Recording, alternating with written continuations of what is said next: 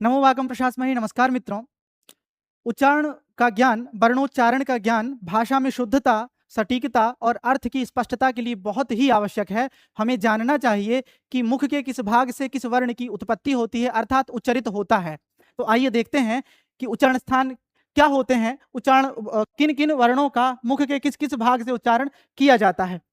तो यह 9 सूत्र हैं। यदि हम इन 9 सूत्रों को ध्यान में रखें तो जितने भी स्वर और व्यंजन हैं उन सब का उच्चारण हमको ज्ञात हो जाएगा और हम सही ढंग से उच्चारण कर पाएंगे।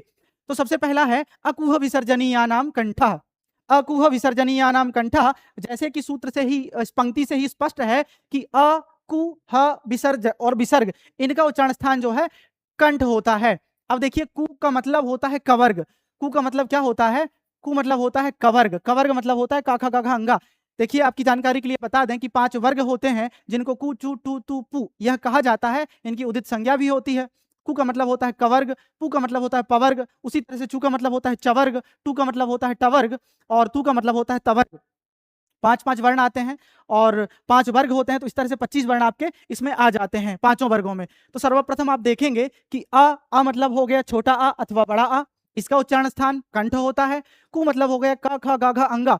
कु मतलब हो गया पूरा क वर्ग, जिसमें क, ख, ग, घ और अंगा, यह 5 वर्ण आ जाते हैं इन पांचों वर्णों का। इसके बाद ये तो पूरा एक वर्ग हो गया। इसके बाद आ है और हा है और विसर्ग है। इनका उच्चारण स्थान कंठ होता है। किन किन का उच्चारण स्थान कंठ होता है? तो कहा कि कवर्ग का ख ग घ अंगा, अ का और ह का और विसर्ग का, इन वर्णों का उच्चारण स्थान जो है कंठ होता है। इसके बाद आता है सेकंड नंबर, इचु यशानाम तालु। तालु उच्चारण स्थान किस किन किन वर्णों का होता है? तो कहा कि इचु यशानाम। इचु यशानाम मतलब हो गया ई, चू मतलब वही चवर्ग हो गया, तो चवर्ग में आपका आ जाएगा चा, छा, जा, झा और इया। इन वर्णों का उच्चारण स्थान तालु होता है। इसके अलावा किसका होता है? तो या का होता है और शा का होता है। शक्कर वाला जो शा है इसको तालव्य शा भी कहा जाता है, क्योंकि इसका उच्चारण स्थान तालु है। इसके बाद नंबर 3 पे आते हैं। कहा कि ऋटुरषाणाम मूर्धा। मूर्धा जो है किसका उच्चारण स्थान होता है, किन किन वर्णों का उच्चारण स्थान होता है? तो लिखा है ऋटुरषाणाम, मतलब सबसे पहले री आ गया ऋषि वाला। इसके बाद टू मतलब हो गया टवर्ग, टा, ठा, डा, ढा और णा। इनका उच्चारण स्थान जो है मूर्धा होता है। और इसमें एक वर्ण और है शा, जिसको षटकोण सा कहते हैं, मूर्धन्य शा कहते हैं, जो पा की तरह बनाया जाता है। तो इसका उच्चारण स्थान भी मूर्धा है, इसीलिए इसको मूर्धन्य शा कहते हैं। इनका उच्चारण स्थान बहुत ज्यादा विप्रतिपत्ति होती है, तो हमें देख लेना चाहिए कि हम किस शा का उच्चारण कर रहे हैं और उसका उच्चारण स्थान क्या है। अगर हम शक्कर वाले शा को शक्कर बोल रहे हैं तो शा उसका उच्चारण स्थान होगा। यदि हम मूर्धन्य शा की बात कर रहे हैं तो उसका उच्चारण स्थान शा होगा। और वहीं पर यदि हम सरौता वाला जो सा है उसका उच्चारण कर रहे हैं तो इसका उच्चारण स्थान दंत होगा, तो इसका उच्चारण होगा सा। इसका होगा शा और इसका होगा शा। इसके बाद देखते हैं चौथे नंबर का, लृ तुलसानाम दंताहा। सबसे पहले लृ जो कि स्वर है, उसके बाद तू मतलब हो गया तवर्ग आपका, ता, था, दा, धा और ना। इनका उच्चारण स्थान लृ, तू और ल। ला का भी उच्चारण स्थान जो है आपका दंत हो जाएगा। तो दंत किन किन वर्णों का हुआ? लृ का हो गया, तवर्ग मतलब ताथा दधन्ना, इन पांचों वर्णों का हो गया। इसके बाद ल और सा का हो गया। इसके बाद है पांचवा जो पंक्ति है, उपूपधमानीया नाम ओष्ठौ। इसके अंतर्गत है सबसे पहले उ, फिर पू मतलब हो गया जैसा कि बताया था पवर्ग, पा, फा, वा, भा और मा। ये 5 वर्ण हो गए। और उपधमानीय, उपधमानीय कहते हैं, उपधमानीय, उपधमानी जो वर्ण होते हैं, पा और फा के पहले जो आधे विसर्ग के समान ध्वनि होती है उसे उपधमानी कहा जाता है। तो इनका उच्चारण स्थान जो है ओष्ठौ, मतलब दोनों ओष्ठ होते हैं। ठीक है। इसके बाद आता है नंबर 6, ए दैतोह कंठ तालु। देखिए, पांचों में पांचों वर्ग आपके आ गए हैं, लगभग लगभग वर्ण इनमें सब समाहित हो गए हैं। आपके पांचों वर्ग आ गए हैं, 25 वर्ण। इसके बाद कुछ स्वर वर्ण आ गए हैं, यहाँ पर आ है, ई है, री है, लृ है, उ है, और जो शेष बचे हैं वो आगे के सूत्रों में बताए गए हैं। तो वह ए दैतो कंठ तालु। भाई कंठ तालु जो उच्चारण होता है किसका होता है? ए का और ऐ का। ए का और ऐ का उच्चारण स्थान क्या होता है?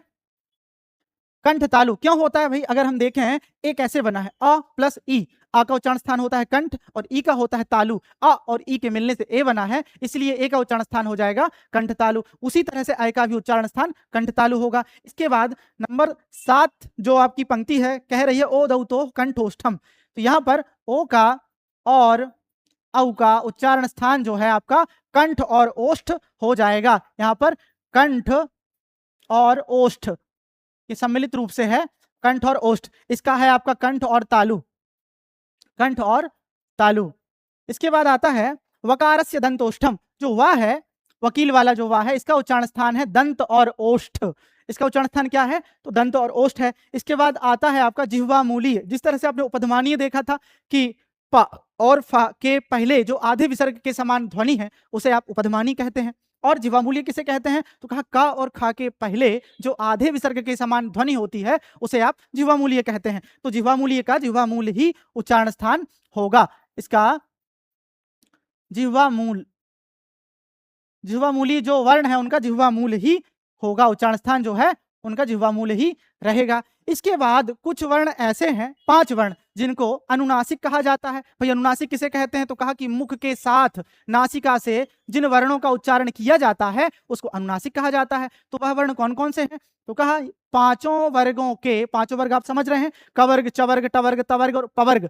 तो पांचों वर्णों के जो आपके पंचम पंचम वर्ण है, जैसे कवर्ग का अंगा हो गया, चवर्ग का इया हो गया, टवर्ग का ण हो गया, तवर्ग का न हो गया और पवर्ग का म हो गया। इन वर्णों का उच्चारण स्थान नासिका भी है, नासिका भी है, अर्थात भी है, अर्थात यह सब स्थान भी हैं, उसके अलावा नासिका भी उसका उच्चारण स्थान होता है, इसलिए उसको अनुनासिक कहते हैं कि मुख के साथ जो नासिका से भी उच्चरित होते हैं। तो उसको भी लिख सकते हैं यम गण ना नाम नासिका च, यम ग ण ना नाम नासिका, नासिका च इसीलिए लगा है और, अर्थात अन्य उच्चारण स्थान तो होंगे ही, इसके साथ साथ जो है आपका नासिका भी इन वर्णों का उच्चारण स्थान होगा। एक बार फिर देखिए, अकुह विसर्जनीयानाम कंठः, इचुयशानाम तालुः, ऋटुरसाणाम मूर्धा, ऋतुलसानाम दन्ताः, उपउपध्मानीयानाम ओष्ठौ, एदैतोः कंठतालु, ओदौतोः कंठोष्ठम,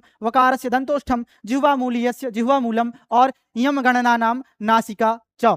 यह आपके उच्चारण स्थान हो गए। अकुह विसर्जनीयानाम, अ कु मतलब कवर्ग, हा मतलब हकार और विसर्ग इनका कंठ हो गया। ई चवर्ग, या और शाह जो तालव्य शाह है, शक्कर वाला जो शाह है, उसका उच्चारण स्थान तालु हो गया। ऋतु रसाणा मूर्धा, री का टू मतलब हो गया टवर्ग, टाठा टाठाना पूरे वर्ण आ जाते हैं पांचों। रा और शाह जो मूर्धन्य सकार है, जिसको आप षटकोण वाला सा भी कहते हैं, इसका उच्चारण स्थान मूर्धा हो गया। उसी तरह से लृतुलसानाम दंताहा, लृ का तू मतलब हो गया ताथा दाधा ना, ल सा जो सरौता वाला सा है उसका उच्चारण स्थान आपका दंत हो गया। और उपपध्मानीय नाम ओष्ठव, ऊ का पवर्ग का उपध्मानी जिसे कहते हैं, अभी बताया गया था कि पा और फा के पहले जो आधे विसर्ग के समान ध्वनि है उसे उपध्मानी कहते हैं। का और खा के पहले जो आधे विसर्ग के समान ध्वनि उसे जिह्वामूली कहते हैं। तो उपध्मानी का भी ओष्ठ हो जाएगा। एदई तो ए और ऐ का जो है कंठतालु हो जाएगा। ओ और औ का उच्चारण स्थान कंठोष्ठ हो जाएगा। उसी तरह से वा का वकील वाला जो वा है उसका उच्चारण स्थान दंतोष्ठ हो जाएगा और जिह्वामूल का जिह्वामूल ही रहेगा। और यमगणना नाम नासिका च, जो पांचों वर्गों के 5 वर्ण हैं अंतिम वाले, उनका उच्चारण स्थान नासिका भी होता है। तो उच्चारण स्थान आपने देखे। इसके बाद धन्यवाद, धन्यवाद।